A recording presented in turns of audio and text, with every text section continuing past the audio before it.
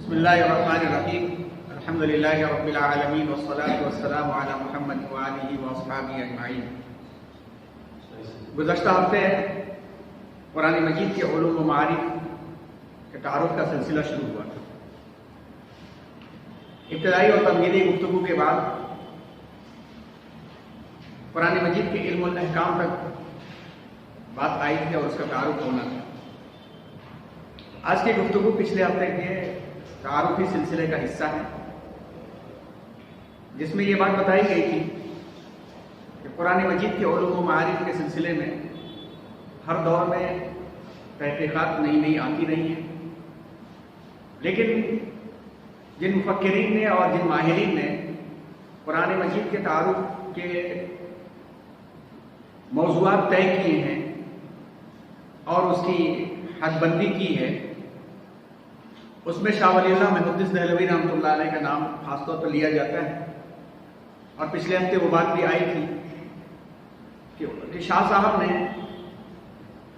قرآن مجید کے علوم و معارف کو 5 قسموں میں بیان کیا تھا، اور 5 قسموں میں جو بات انہوں نے کہی تھی وہ یہ والی بات تھی کہ علم الاحکام، علم الجدل، علم التذکیر بآلاء اللہ، علم التذکیر بایام اللہ، علم التذکیر بالموت وما بعد الموت۔ ایک ایک کر کے انشاءاللہ اس عنوان کو پہلے تعارفی مرحلے میں ہم دیکھیں گے، اور جب یہ تعارفی مرحلہ پورا ہو جائے گا تو اس کے بعد ایک ایک عنوان کی آیتوں پر غور کریں گے، تاکہ اللہ کے فضل و کرم سے رمضان المبارک تک اللہ ہمیں صحت و عافیت کے ساتھ رمضان کے استقبال کی توفیق عطا فرمائے۔ رمضان میں ہمیں اس کا فائدہ ملے کہ ہم جب بھی قرآن سنیں یا بیٹھے پڑھنے کے لیے تو آج کے حالات کو قرآن مجید کی رہنمائی سے ہم استفادہ کر سکیں۔ آج کا جو عنوان ہے وہ علم الاحکام ہے۔ اس کی تفصیلات انشاءاللہ 3 طریقے سے آج پیش کی جائے گی، اور 3 طریقے میں بھی ایک حصہ سے پورا ہوگا۔ اس میں ایک حصہ کون سا؟ انشاءاللہ وہ عبادات کے عنوان کا ہے، ایک حصہ مکمل کیا جائے گا۔ پچھلے ہفتے بھی یہ بات آئی تھی کہ سورہ بقرہ کی آیت نمبر 177 جس کا تذکرہ بھی ہوا تھا، جس میں اللہ تبارک و تعالیٰ نے ارشاد فرمایا، بسم اللہ الرحمن الرحیم، لیس البر ان تولوا وجوهکم قبل المشرق والمغرب ولكن البر من آمن بالله واليوم الآخر والملائكة والكتاب والنبيين وآتى المال على حبه ذوي القربى واليتامى والمساكين وابن السبيل والسائلين وفي الرقاب وأقاموا الصلاة وآتوا الزكاة والموفون بعهدهم إذا عاهدوا والصابرين في البأساء والضراء وحين البأس أولئك الذين صدقوا وأولئك هم المتقون۔ یہ آیت علم الاحکام کے بھی بہت سارے حصوں کے اوپر حاوی ہے اور رہنمائی کرتی ہے۔ اس آیت میں آپ دیکھیں کہ بات جہاں سے آ رہی ہے کہ وَلَٰكِنَّ الْبِرَّ مَنْ آمَنَ بِاللَّهِ، ایمان باللہ، ایمان بالآخرت، فرشتوں پر ایمان، کتابوں پر ایمان، نبیوں پر ایمان۔ گویا ایمان کے اہم اہم اجزاء کو یہاں پر بیان کر دیا گیا۔ حقوق اللہ کا بڑا حصہ اس سے مکمل ہوتا ہے۔ وَآتَى الْمَالَ عَلَىٰ حُبِّهِ ذَوِي الْقُرْبَىٰ سے لے کر کے وفي الرقاب تک حقوق العباد کا بہت بڑا حصہ مکمل ہوتا ہے۔ بندوں کے جو حقوق ہیں، جو ریکوائرمنٹس ہیں، جو ذمہ داریاں ہیں۔ پھر چونکہ اسلام کے اندر اقامت صلاۃ اور ایتاء زکوٰۃ، نماز اور زکوٰۃ کا معاملہ یہ ہے کہ نماز اور زکوٰۃ کے سوشل ایسپیکٹ، معاشرتی پہلو اتنے زیادہ مضبوط ہیں کہ دیگر عبادات کے مقابلے میں معاشرتی جو پہلو ہیں وہ سب سے زیادہ یہاں پر ہمیں ظاہری طور پر، عملی طور پر دکھتے ہیں۔ نماز ایک طرف بندے کو خدا سے براہ راست جوڑتی ہے، تو اللہ کے بندوں کو بھی ایک دوسرے سے جوڑتی ہے۔ انشاءاللہ اس کا تذکرہ آگے آئے گا، اور اس کے پہلے بھی یہ بات آ چکی کہ نماز ہی ایک ایسا مظہر ہے جس سے ایک انسان مسلمان سمجھا جاتا ہے معاشرے میں، ورنہ عقیدے کی بنیاد پر عقیدت دکھنے والی چیز نہیں ہے، مگر نماز دکھنے والی چیز ہے۔ تو نماز کو الگ سے تذکرہ کیا گیا اور زکوٰۃ کو الگ سے تذکرہ کیا گیا۔ والموفون بعہدہم اذا عاہدوا، وعدے کو کر کے وعدے کو پورا کرنا ایک ایسا جوہر ہے جس کی کمی انسان کو اس کی شخصیت میں کمی لا دیتی ہے۔ جب وعدے کے بارے میں بات ہوتی ہے تو وعدے کے بارے میں یہ بات جان لینی چاہیے کہ یہ ضروری نہیں ہے کہ ہم نے کسی سے وعدہ کر لیا تبھی نبھانا ہے. ہم نے یوں کہا کہ میں وعدہ کرتا ہوں میں کروں گا، ضروری نہیں کہ یہ کہا جائے تبھی نبھانا ضروری ہے. ہم نے یہ کہہ دیا ٹھیک ہے میں کروں گا تو بھی ہمیں نبھانا ہے، یہ وعدے میں بات آتی ہے. ہاں البتہ کوئی یہ بات کہے کہ میں کوشش کروں گا، وعدہ نہیں کرتا، میں اپنی طرف سے پوری کوشش کروں گا، تو یہ بات وعدے کے اندر نہیں آتی. لیکن اگر لفظ کوشش کا عنصر شامل نہ ہو تو ہر گفتگو ہر بات جس کو میں نے کہہ دیا ٹھیک ہے بھائی میں کر ڈالوں گا، وعدے میں بات آ جاتی ہے. تو آپ اس آیت کو دیکھیں، اس کے اتنے پہلو نکلتے ہیں. ان پہلوؤں کے اندر تو میں علم الاحکام اور شریعت کے بہت سارے علوم نکل کر کے آتے ہیں.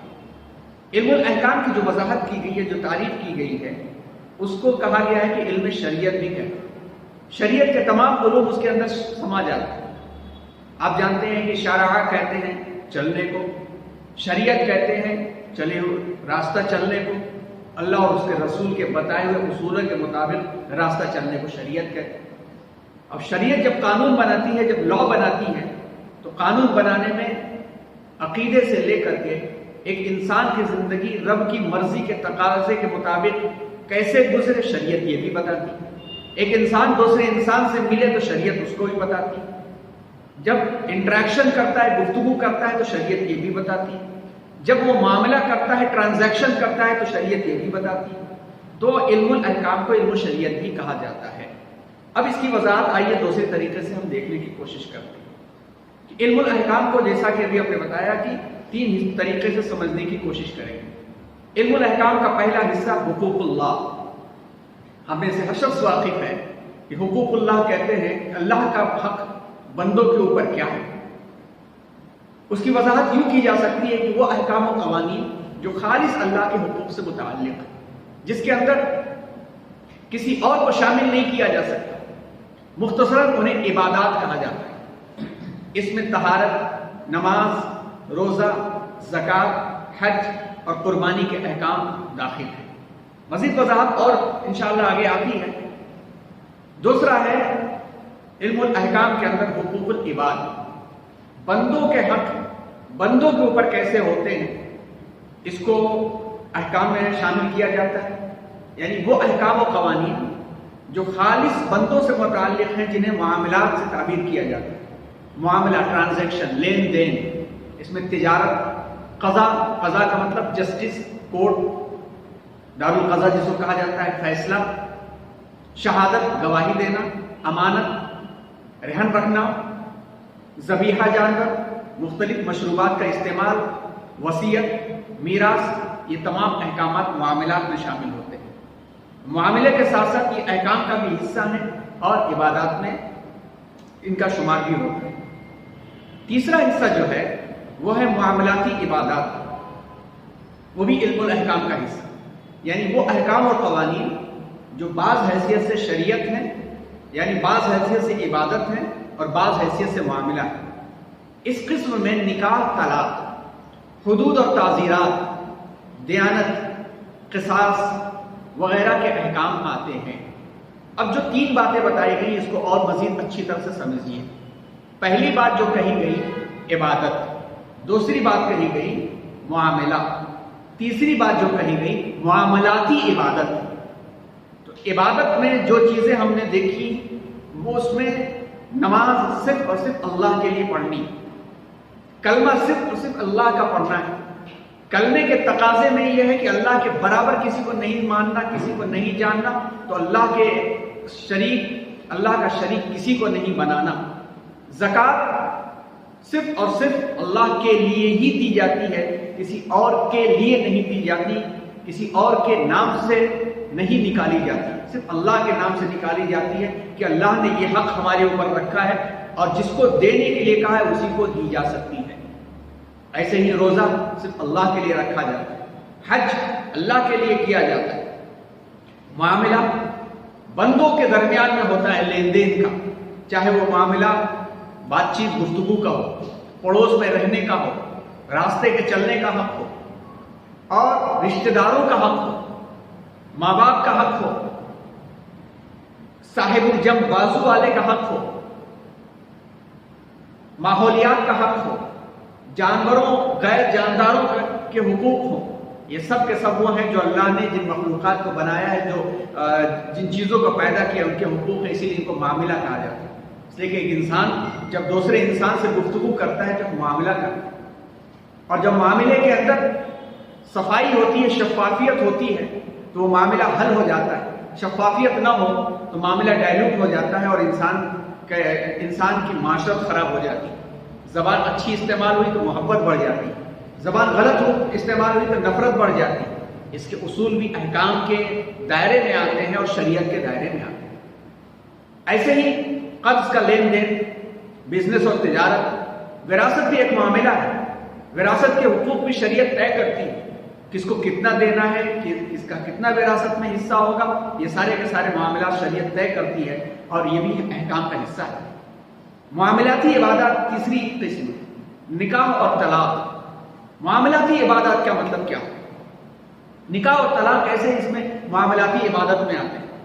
معاملاتی عبادت اس لیے آتے ہیں کہ اس نکاح کے ذریعے سے ایک اجنبی خاندان دوسرے اجنبی خاندان سے جڑتا ہے، ایک غیر محرم کا رشتہ دوسرے غیر محرم سے جڑتا ہے، اور یہ جوڑ شریعت پیدا کرتی ہے، اور شریعت نے اس کو اصول طے کر رکھے کہ اس جوڑ کے واسطے کیا اصول ہوں گے، جن اصول کے بنیاد پر یہ جوڑ ہونا چاہیے۔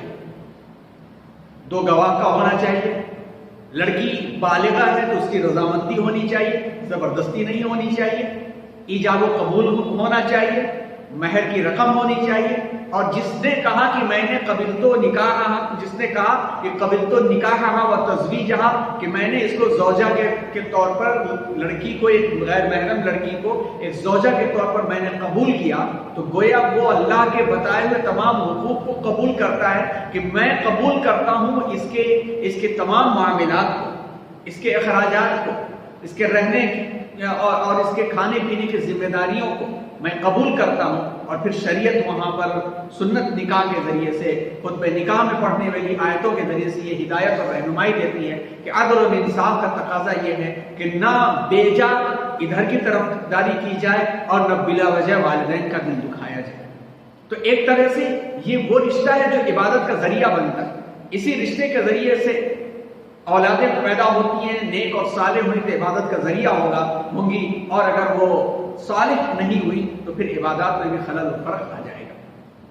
ایسے ہی تعزیرات کا معاملہ ہے، حدود و تعزیرات، چور کا ہاتھ کیوں کاٹ دیا جائے، زانی کو کیوں کوڑے کی سزا دی جائے، کیوں رجم کیا جائے، کیوں سزائیں دی جائیں، اس لیے کہ یہ معاملات احکام سے جڑے ہوئے ہیں کہ اگر حدود و تعزیرات میں آسانی برت دی گئی اور چھوٹ دے دی گئی تو پھر وہ دوسروں کے حقوق کے اوپر ڈاکہ ڈالنے لگے گا اور پھر اسے کوئی پوچھنے والا نہیں ہوگا۔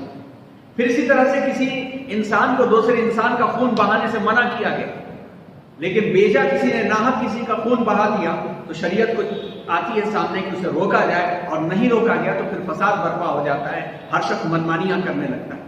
قصاص، اگر خون کا بدلہ جو مقتول کے ورثہ ہیں اگر وہ پیسوں میں لینا چاہیں تو بھی شریعت یہاں پر آتی ہے۔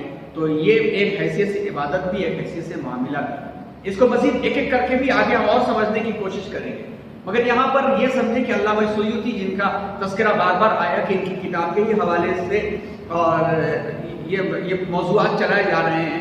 علی خان کی علوم القرآن، یہ جو کتاب ہے بہت اہم کتاب ہے۔ علامہ جلال الدین سیوطی رحمۃ اللہ علیہ اور امام غزالی رحمۃ اللہ علیہ یہ بڑے ماہرین میں شمار ہوتے ہیں، اور اسلامی فلسفی، اسلامی تاریخ اور اسلام کے بہت ساری چیزوں کے اندر یہ مرجع کی حیثیت رکھتے ہیں۔ علامہ سیوطی نے امام غزالی کے حوالے سے لکھا ہے کہ قرآن میں احکامات سے متعلق 500 آیتیں۔ علامہ سیوطی کہتے ہیں کہ غالباً امام غزالی رحمۃ اللہ علیہ نے وہ تمام آیات لے لی ہیں جن سے احکام ڈرائیو ہوتے ہیں، مستنبط ہوتے ہیں، نکلتے ہیں، ان کو بھی شامل کر لیا۔ لیکن بعض حضرات کہتے ہیں کہ احکامات کے بارے میں بالکل صریح واضح جو آیتیں ہیں وہ صرف 150 ہیں۔ 150 آیتوں کے اندر تمام احکامات کو بیان کر دیا گیا، لیکن اگر صرف جسٹ اور ٹکڑے اور اگر اس کے حصے بھی لیے جائیں تو 500 مقامات پر قرآن مجید میں اس کا تذکرہ کیا گیا ہے، کیونکہ قانون ہی پوری زندگی نہیں ہوا کرتا، زندگی کے لوازمات دوسرے بھی ہوتے ہیں، اس لیے قانون کے واسطے، قانون بنانے کے واسطے، شریعت بنانے کے واسطے چھوٹے سے حصے کی ضرورت پڑتی ہے، لہذا جتنی ضرورت قرآن مجید میں تھی اللہ تعالیٰ نے اپنی آیتیں نازل فرمائی۔ اب آئیے اس کی اور تفصیلات کے اوپر ہم لوگ جاتے ہیں۔ جیسا کہ ابھی ہم لوگوں نے 3 حصوں میں سمجھا، عبادات، معاملات اور معاملاتی عبادات۔ اب آئیے علم الاحکام کی تفصیلات کو اور مزید سمجھتے ہیں کہ قرآن مجید میں کس کس انداز سے اس کو پیش کیا گیا ہے۔ علم الاحکام کو ہم لوگ 2 حصوں میں سمجھنے کے لیے تقسیم کر سکتے ہیں، ایک تو احکام نظری، دوسرا احکام عملی۔ نظری کا مطلب کیا ہوتا ہے؟ نظریہ، عقیدہ، سوچ، بلیف، ہمارے دل کا بندھن۔ احکام نظری یعنی وہ احکام جو عقیدے سے متعلق ہیں، جو تھیوری اور نظریے سے متعلق ہیں۔ اس قسم میں عقیدہ توحید آتا ہے۔ عقیدہ توحید یعنی جس کا تعلق خالص اعتقاد سے ہے، خالص بلیف سے ہے، خالص عقیدے سے ہے۔ دوسرا احکام عملی، وہ احکامات جن کا دار و مدار صرف عقیدے پر نہیں ہے بلکہ عمل سے بھی ہے۔ یہ بھی 2 طرح کے ہیں۔ پیچھے جو تفصیل گزری اسی کی مزید وضاحت یہ ہو رہی ہے، کوئی الگ سے نہیں، اسی کی وضاحت ہو رہی ہے کہ اس کو مزید پھیلا کر کے اگر ہم سمجھنا چاہیں اس طرح سے سمجھ سکتے ہیں کہ علم الاحکام جن کو علم شریعت کہا جاتا ہے، یہ 2 طریقے کے، ایک تو عقیدے سے متعلق، دوسرے عمل سے متعلق۔ عقیدے سے متعلق جو ہیں اس کے اندر توحید آتی ہے، جو عمل سے متعلق ہیں اس کے اندر ہی حقوق اللہ اور حقوق العباد دونوں آ جاتے ہیں۔ عقیدے سے متعلق یعنی احکام نظری جو ہے، وہ احکام نظری کیا ہے؟ احکام نظری بہت اہم ہے، اور اتنی اس کی اہمیت ہے کہ آپ غور کریں تو قرآن مجید کی ہر سورہ کے شان نزول کے اندر، کہ سورہ کے جو عمودی مضامین ہیں، جو اہم مضامین ہیں، ان مضامین کی تفسیر کرتے ہوئے اکثر مفسرین یہ کہتے ہوئے نظر آئیں گے کہ اس سورہ کا موضوع جو ہے توحید، رسالت اور آخرت ہے، خاص طور پر مکی دور کی صورتیں، اور عام طور پر بھی صورتوں کے بارے میں توحید، رسالت اور آخرت۔ اور آپ جانتے ہیں کہ توحید، رسالت اور آخرت عقیدے سے متعلق ہے۔ تو احکام نظری میں جس بات کی سب سے زیادہ اہمیت ہے وہ عقیدہ توحید، کہ پورے عالم کی اساس عقیدہ توحید کے اوپر ہے۔ خصوصاً ایک انسان پر اس کا اظہار لازم اور ضروری ہے کہ وہ یہ کہے، یہ عقیدہ رکھے، چاہے وہ زبان سے نہ کہہ سکے لیکن اس کے دل میں یہ عقیدہ ہونا چاہیے، اور یہ الفاظ استعمال نہ کر سکے، من و عن یہی الفاظ نہ استعمال کر سکے تب بھی کوئی حرج نہیں، لیکن اس کا عقیدہ یہی ہونا چاہیے کہ آمنت باللہ کما ہو باسمائہ وصفاتہ وقبلت جمیع احکامہ۔ اسی کو ایمان مجمل بھی کہتے ہیں۔ عام طور پر بچوں کو یاد کرایا جاتا ہے، اور بچوں کو کیوں یاد کرایا جاتا ہے؟ اس لیے یاد کرایا جاتا ہے کہ ایمان مجمل جو ہے وہ بیس اور بنیاد ہے عقیدہ توحید کی۔ کیا چیز؟ کہ میں ایمان لایا اللہ پر، کما ہوا، جیسا بھی ہے اور جس طرح بھی ہے، جہاں پر بھی ہے۔ الاستواء معلوم کیفیتہ مجہول والایمان فرض، کہ استواء عرش معلوم ہے، یقینی ہے، کیفیت مجہول ہے، اور ایمان رکھنا اس کے اوپر فرض ہے، کما ہوا، جیسا بھی ہے، جہاں پر بھی ہے۔ قبلت جمیع احکام ہی، اور اس کے تمام اسماء اور صفات کاملہ پر ایمان میں رکھتا ہوں۔ وہ صفات ہی کہہ کر کے اس بات کا اعلان کرتے ہیں۔ وہ قبلت جمیع احکام ہی جب کہتے ہیں تو یہ کہتے ہیں کہ اس کے جمیع احکامات کی قبولیت کے ساتھ میں یقین رکھتا ہوں۔ عقیدہ توحید کی بیس اور بنیاد اسی کو ایمان مجمل کہا جاتا ہے۔ جب عقیدہ توحید کا اقرار ہم کر لیتے ہیں تو یہ اقرار بھی ہماری زندگی میں 3 اسٹیپ میں ہوتا ہے، 3 درجوں میں ہوتا ہے۔ کیسے ہوتا ہے؟ تصدیق بالجنان و اقرار باللسان والعمل بالارکان۔ چاہے زبان سے ان جملوں کو نہ ہم کہیں، مگر ایک مسلمان کی زندگی میں، ایک سچے پکے مسلمان کی زندگی میں عقیدہ توحید انہی تینوں اسٹیج کے ساتھ ہوتا ہے۔ اور قرآن میں علم الاحکام اس کی طرف بہت ہمیں رہنمائی دیتا ہے۔ کیسے؟ تصدیق بالجنان، دل میں بھی یقین ہونا چاہیے اور دماغ میں بھی اس کے بارے میں وضاحت ہونی چاہیے، اطمینان ہونا چاہیے۔ اقرار باللسان، اور جو دل میں یقین ہے، جو دماغ میں ہمارے وضاحت ہے، اس کا زبان سے اقرار بھی ہونا چاہیے۔ والعمل بالارکان، اور اس کی جو ریکوائرمنٹس ہیں، جو اس کے ارکان ہیں، جو اس کے تقاضے ہیں، اس پر عمل بھی ہونا چاہیے۔ یہ تینوں مل کر کے عقیدہ توحید بناتے ہیں۔ اگر ان تینوں کے کوآرڈینیشن کے اندر، تسلسل کے اندر کہیں بھی تھوڑی سی بھی کمی رہی تو ایمان مکمل نہیں ہوتا۔ جیسے ایک شخص دل میں پورا پکا یقین رکھتا ہے اور دماغی طور پر بھی اپنی سوچ کے ذریعے سے بھی ایک اللہ کا یقین رکھتا ہے، لیکن زبان سے اظہار نہیں کرتا، تو مسلمان نہیں ہے۔ ایک شخص زبان سے بھی اظہار کرتا ہے اور دل میں بھی یقین رکھتا ہے، مگر زندگی میں اس کے تقاضوں پر کبھی عمل نہیں کرتا، تو بھی وہ مسلمان نہیں ہے۔ ممکن ہے کہ نیتوں کے اعتبار سے جب آخرت کا فیصلہ ہوگا تو بالکل آخر میں اس کے دل میں اس یقین کی بنیاد پر اللہ رب العزت معاف فرما لے، مگر شرعی طریقے پر دنیا کے اندر وہ مسلمان نہیں سمجھا جائے گا۔ ایک شخص ایمان کے تقاضوں پر پورا عمل کرتا ہے، نمازیں پڑھتا ہے، روزے رکھتا ہے، بندوں کی خدمت کے لیے ہمیشہ پیش رہتا ہے، مگر دل میں اللہ کا یقین نہیں رہتا۔ اللہ کے علاوہ بھی بہت سارے بسا رکھے اس نے، یہاں بھی سجدہ کر لیا تو جائز ہے، وہاں بھی سجدہ کر لیا تو جائز ہے، ان کے سامنے بھی سر جھکا لیا تو جائز ہے، ان کے وسیلے سے مانگ لیا تو بھی جائز ہے۔ اگر یہ یقین رکھتا ہے کہ اللہ کے برابر یہ لوگ ہیں، تو بھی وہ مسلمان نہیں ہے۔ تینوں کے اندر جس درجے میں اللہ کے رسول صلی اللہ علیہ وسلم نے بتایا ہے، اسی درجے کے ساتھ ہونا چاہیے، تب جا کے کیا وجود میں آتا ہے؟ عقیدہ توحید، اور عقیدہ توحید کا تعلق کس سے ہے؟ احکام نظری سے ہے۔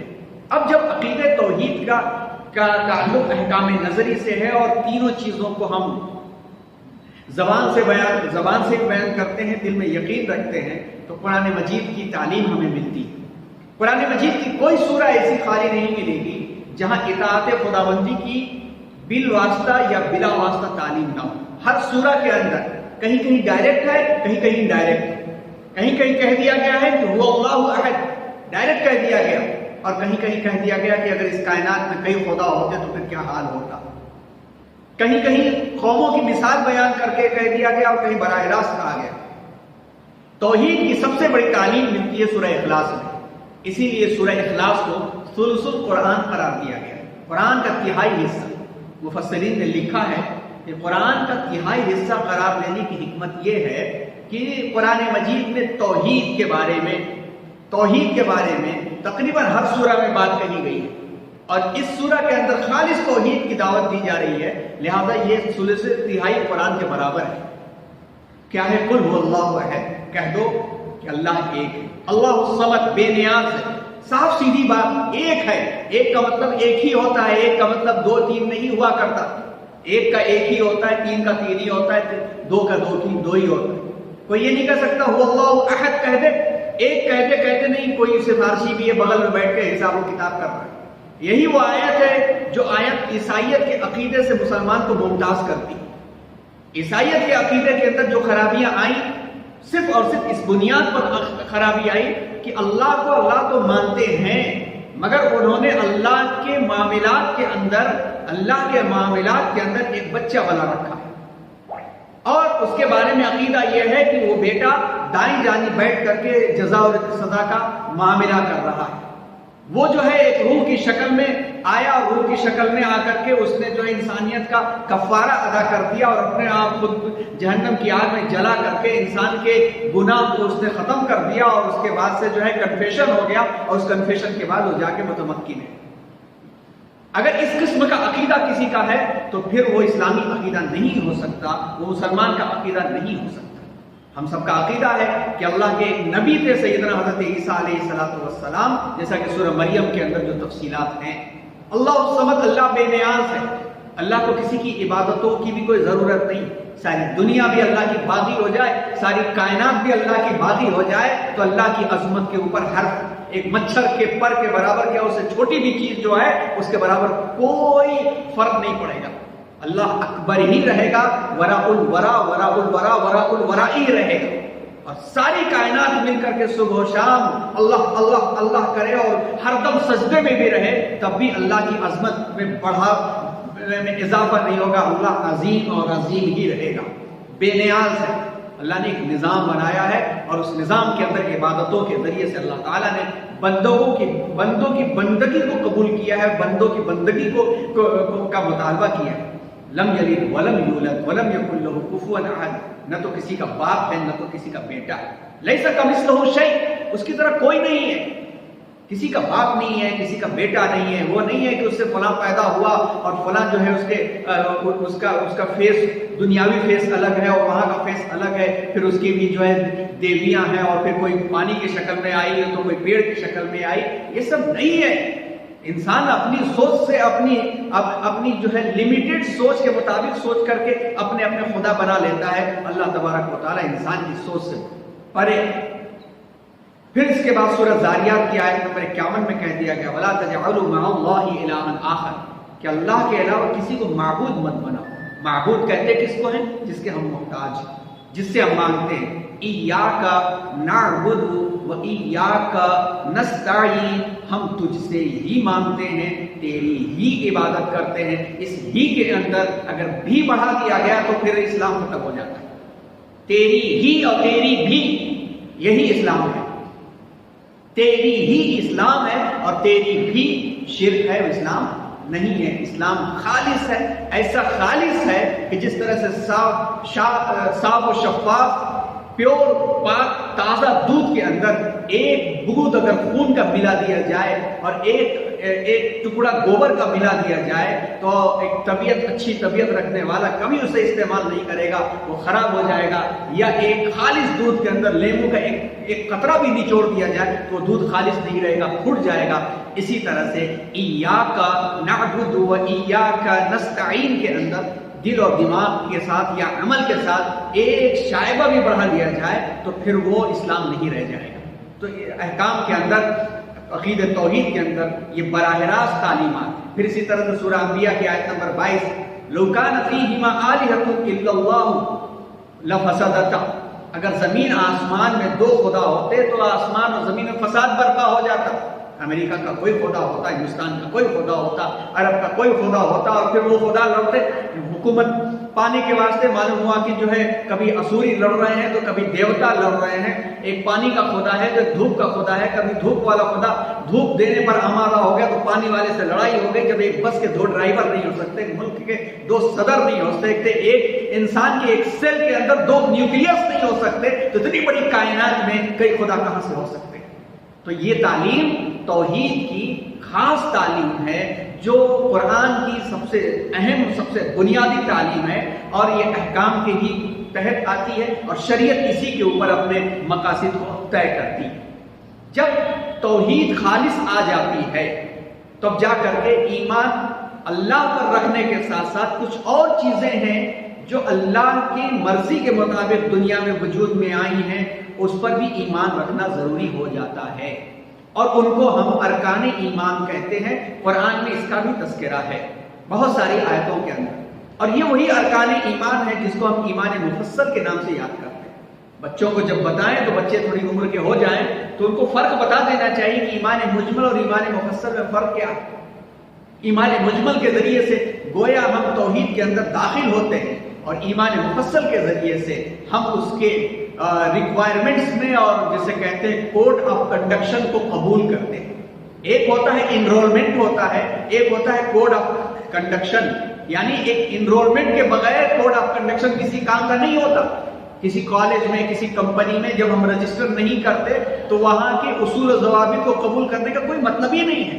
ایک آدمی کسی کالج میں داخلہ نہیں لیتا اور وہ کالج کا ڈریس پہن کر کے، وہاں کی کتابیں لے کر کے اور وہاں کے تمام اصول و ضوابط کے تحت وہ جائے تو بھی گیٹ میں داخل نہیں ہونے دیا جائے گا۔ کسی طرح سے گیٹ میں گھس بھی گیا تو کلاس سے نکال دیا جائے گا۔ پہلے انرولمنٹ کراؤ ورنہ تم کتنا بھی محنت سے پڑھو امتحان میں نہیں بیٹھ سکتے، بیٹھ بھی گئے تو نمبر نہیں ملے گا، فراڈ کہا جائے گا، بلکہ پکڑ کے اسے اٹھا کے بند کر دیا جائے گا۔ ایک طالب علم انرولمنٹ کرا لیتا ہے، انرولمنٹ کرانے کے بعد کوڈ آف کنڈکشن کو پورا نہیں کرتا، اٹینڈنس پوری نہیں کرتا، لباس صحیح، ڈریس صحیح نہیں پہنتا، یونیفارم نہیں پہنتا، سلیبس فالو نہیں کرتا، کہیں اور کالج کا سلیبس فالو کرتا ہے، اسے بھی فیل کر دیا جائے گا اور باغی قرار دیا جائے گا کہ تم اس کالج میں انرولمنٹ تم نے کرایا۔ بہت اہم نقطہ ہے، ذرا غور کریں۔ مثال، تم نے اس کالج میں انرولمنٹ کرایا اور تم جو ہے فلاں سلیبس کو پڑھ رہے ہو، اس ملک کے ہو اور فلاں ملک کا جھنڈا تم لہرا رہے ہو تو باغی کہلاؤ گے۔ گنہگاروں کو معاف کیا جاتا ہے، باغیوں کو معاف نہیں کیا جاتا۔ کسی نے غلطی کر دی تو اس کی غلطی کو معاف کر دیا جاتا ہے، مگر باغیوں کو معاف نہیں کیا جاتا، غدار تو غدار ہی کہلاتا ہے۔ ایسے ہی ایمان مجمل ایک انرولمنٹ ہے، اس کے بغیر ایمان مفصل کسی کام کا نہیں۔ ایمان مفصل کوڈ آف کنڈکشن ہے، اس کو فالو نہ کیا جائے کہ ایمان مجمل ہمیں فائدہ نہیں پہنچا سکتا۔ جب ہم نے اللہ کا کلمہ پڑھ لیا، اللہ کا کلمہ پڑھنے کے بعد سجدے کہیں اور، مانگنا کہیں اور سے، تو پھر یہ بغاوت ہے، غداری ہے۔ اللہ تبارک و تعالیٰ نے اسی کو کہا ان الشرک لظلم عظیم، رب کے ساتھ غداری بہت بڑا ظلم ہے، اور اللہ تبارک و تعالیٰ ہر گناہ کو چاہے تو معاف کر سکتے ہیں، لیکن اللہ تعالیٰ شرک کو کبھی معاف نہیں کریں گے، قرآن میں خود کہا ہے اللہ تعالیٰ نے۔ تو جب ہم ایمان مجمل کے ذریعے سے انرولمنٹ کر لیتے ہیں، یعنی عقید توحید کو دل میں بسا لیتے ہیں، تب اس کے بعد اصول و ضوابط ایمان کے یہ آتے ہیں کہ ایمان کے 7 حصے کیے گئے، اور ان 7 حصوں پر ایک مسلمان کا یقین ہونا چاہیے، بلیف ہونا چاہیے، جس کو ایمان مفصل کے نام سے جانتے ہیں۔ کیا؟ ایمان آمنت باللہ و ملائکتہ و کتبہ و رسلہ والیوم الآخر والقدر خیرہ و شرہ من اللہ تعالی والبعث بعد الموت۔ 7 ایمان کے حصے ہیں جس کو پلرز آف ایمان کہتے ہیں۔ میں اللہ پر ایمان لایا، میں نے عقید توحید بسا لیا، میں اس کا اظہار کرتا ہوں۔ اس کے فرشتوں پر بھی ایمان لایا، اللہ نے فرشتوں کی ایک مخلوق بنائی ہے اور اس کو نظام دنیا کو چلانے کی ذمہ داری دی ہے، جبکہ اللہ اس سے بھی بے نیاز ہے۔ کن فیکون کے ذریعے سے اللہ سب کچھ کر سکتے ہیں، سب کچھ ختم کر سکتے ہیں، مگر اللہ تعالیٰ نے ایک نظام بنایا، اس نظام کے تحت فرشتوں کی مخلوق بنایا ہے، اور فرشتوں کی مخلوق جس انداز کی ہے، جس طرح سے اللہ نے بنایا، اس پر ایمان رکھنا ایمان کا ہی ایک حصہ ہے۔ کوئی مسلمان تعویل کرتا ہے فرشتوں کی مخلوق کے بارے میں تو پھر وہ ایمان سے خارج ہو جائے گا۔ وَرُسُلِهِ، اللہ تعالیٰ نے ہزار اپنے نبیوں کو منتخب کیا ہے انسانوں میں سے۔ فرشتوں میں سے نبی نہیں آئے، جناتوں میں سے نبی نہیں آئے، انسانوں میں سے نبی آئے۔ ہر نبی انسان ہوتا ہے، اور اللہ تعالیٰ نے ان کو منتخب کر کے ان کو معصوم بنایا ہے، اور اللہ تعالیٰ نے اپنی ہدایت کے واسطے نبیوں کا استعمال کیا ہے۔ پہلے نبی حضرت آدم علیہ السلام، آخری نبی جن کے بعد قیامت تک کوئی نبی نہیں آئے گا، وہ ہے سید الرسل، امام الانبیاء، جناب محمد رسول اللہ صلی اللہ علیہ وسلم۔ ان پر بھی ایمان رکھنا ضروری ہے، اور یہ بھی ایمان رکھنا ضروری ہے کہ ان نبیوں کی مثال اور عام انسانوں کی مثال اس طریقے کی ہے، ان نبیوں کی مثال عام انسانوں کی مثال اس طریقے کی ہے جیسے ہیرے کا پتھر اور پہاڑ کا پتھر۔ ہیرا بھی ایک پتھر ہوا کرتا ہے، ہیرا بھی ایک پتھر ہوا کرتا ہے، لیکن ہر پتھر ہیرا نہیں ہوا کرتا۔ تو نبیوں کی مثال ایسی کہ انسان ہیں، ان کی مثال اس پتھر کی طرح سے ہے جو ہیرا ہے، اور عام انسانوں کی مثال عام پتھر کی طرح سے ہے۔ وہ کتنا بھی چاہے پوری زندگی ریاضت کر لے، ہر لمحہ ریاضت کر لے، وہ سب کچھ بن سکتا ہے، نبی نہیں بن سکتا۔ اور نبی معصوم ہوا کرتے ہیں، خطاؤں سے اللہ تعالیٰ نے محفوظ کرتے ہیں۔ والیوم الآخر، آخرت کے دن کے اوپر بھی ایمان رکھنا ضروری ہے، کہ آخرت کے اوپر ایمان رکھنا ضروری ہے، یعنی حشر و نشر، جہنم، جنت اور حساب و کتاب، جو بھی چیزیں بتائی گئی جو اس کو انسانوں نے بھی اپنی آنکھوں سے دیکھا نہیں ہے۔ نہ دیکھنے پر کسی چیز کا انکار نہیں کیا جا سکتا، اور سائنس نے اس بات کو سمجھا لیا ہے۔ انسان اپنی آنکھوں سے، اپنی آنکھوں کے اندر کے روشنی کی کمی اور زیادتی کو خود نہیں دیکھ سکتا، جب تک کہ وہ کسی مشین کے ذریعے پتہ نہ لگایا جائے کہ اس کی روشنی اس کیمرے سے سفر کرتی ہوئی پچھلا حصہ جہاں سے نظر جو حصہ، تو جو چیز انسان اپنی آنکھوں سے نہ دیکھ سکے، جو چیز انسان اپنی آنکھوں سے نہ دیکھ سکے، تو اس کا انکار کرنا کوئی عقل مندی کی بات نہیں۔ ایک بچہ ماں کی پیٹ میں ہوتا ہے، 9 مہینے رہے یا 9.5 مہینے رہے، وہ ماں کی پیٹ کو پوری دنیا سمجھتا ہے۔ اس کے بعد جب اس دنیا میں آتا ہے تو دنیا کی وسعت اس کے سامنے پھیل جاتی ہے، لیکن ابھی اس نے آخرت نہیں دیکھا۔ آخرت دیکھنے کے بعد اس کی وسعت پوری سمجھ میں آئے گی۔ تو اگر ایک بچے کو وہ صلاحیت دے دی جائے جو سوچنے سمجھنے گفتگو کرنے کی جو انسانی صلاحیت ہوتی ہے، اور ماں کی پیٹ میں رہ کر کے یہ کہے کہ یہی پوری دنیا، اس کے علاوہ کچھ نہیں ہو سکتا، تو پھر اس کی کمی ہے کہ اس دنیا کی وسعت کو نہیں سمجھتا۔ اسی طرح سے آخرت پر ایمان، والقدر خیرہ وشرہ من اللہ تعالی، جو تقدیر کی اچھائی یا بھلائی ہے نا، یہ اللہ کی طرف سے ہی، اللہ تعالیٰ نے چیزوں کی تقدیر کو بنایا ہے. تقدیر، اس کی تفصیلات کے بارے میں آپ تقدیر کے بارے میں مطالعہ کریں کہ آپ کو پتہ چلے گا کہ تقدیر دو قسم کی، تقدیر مبرم اور تقدیر معلق. ابرموا امرا فانا مبرمون، انہوں نے کچھ طے کر رکھا ہے، کچھ ہم نے بھی طے کر رکھا ہے. کچھ چیزوں کو اللہ نے پرفیکٹلی طے کر دیا ہے کہ کب مرو گے، کب کیا کھاؤ گے، کیا کماؤ گے، کتنی تمہاری عمر ہوگی. یہ جو ہے چیزوں کو اللہ تعالیٰ نے طے کر رکھا ہے. اس میں اللہ تعالیٰ ہی چاہے تو تبدیل فرما لیتے ہیں، مگر اصولی طور پر اللہ تعالیٰ ان کو تبدیل نہیں فرماتا. تقدیر معلق، اس تقدیر کو رکھا کہ تم ایسا، ایک انسان اس طرح کا عمل کرے گا تو ایسی اس کی تقدیر ہوگی، یہ دعا کرے گا تو یہ اسے ملے گا. جیسا کہ ترمذی کی حدیث ہے کہ لا يرد القضاء الا الدعاء، کہ مرد مومن کی یعنی تقدیر سوائے دعا کے اور کوئی چیز بدل نہیں سکتی.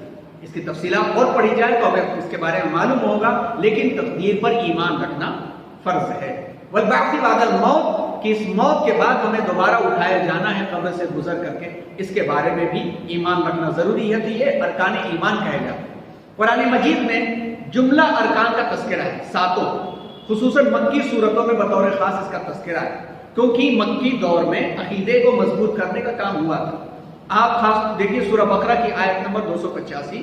آیت نمبر 285 کے اندر بسم اللہ الرحمن الرحیم، آمن الرسول بما انزل الیہ من ربہ والمؤمنون کل آمن باللہ وملائکتہ وکتبہ ورسلہ لا نفرق بین احد من رسلہ وقالوا سمعنا واطعنا غفرانک ربنا والیک المصیر. اس آیت میں آپ غور کریں تو آپ کو پتہ چلے گا ایمان باللہ، اللہ پر ایمان اس کے اندر ہے. ایمان بالملائکہ، فرشتوں پر ایمان اس پر ہے، اس میں ہے. ایمان بالرسل، رسولوں پر ایمان اس میں ہے. ایمان بالکتب، کتب مقدسہ پر ایمان اس میں ہے. آپ اس آیت پہ غور سے دیکھ سکتے ہیں کہ آمن باللہ و ملائکتہ و کتبہ و رسلہ. تو چار ایمان کے چار ارکان سورہ بقرہ کی آیت نمبر 285 میں مل جائیں گے. ایمان بالآخرت کے تعلق سے سورہ بقرہ کی آیت نمبر 4 میں اللہ تعالیٰ نے ارشاد فرمایا وَبِالْآخِرَةِ هُمْ يُوقِنُونَ، کہ آخرت کے دن پر وہ یقین رکھتے ہیں. ایمان والوں کے تعلق سے کہا گیا. ایمان بالتقدیر کے بارے میں سورہ فرقان کی آیت نمبر 2 میں ارشاد ہے وَخَلَقَ كُلَّ شَيْءٍ فَقَدَّرَهُ تَقْدِيرًا، اللہ تعالیٰ نے ہر چیز پیدا کی پھر اس کی تقدیر مقرر فرمائی.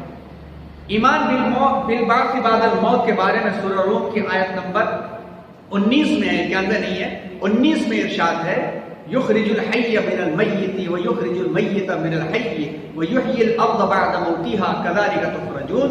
وہ زندہ کو مردے سے نکالتا ہے اور مردے کو زندے سے نکالتا ہے، اور زمین کو اس کی موت کے بعد زندگی بخشتا ہے، اسی طرح تم لوگ بھی قبروں سے نکالے جاؤ گے. تو ایمان مفصل کی پوری تفصیلات آپ کو مل جائیں گی قرآن مجید کی ان آیتوں میں. آج جو گفتگو ہوئی اس گفتگو کا خلاصہ یہ تھا کہ قرآن مجید کے جو علوم ہیں ان علوم کا ایک حصہ ہے علم الاحکام. علم الاحکام کو دو طریقوں سے ہم نے سمجھا ہے، ایک تو بنیادی طریقہ اور دوسرا تفصیلی طریقہ.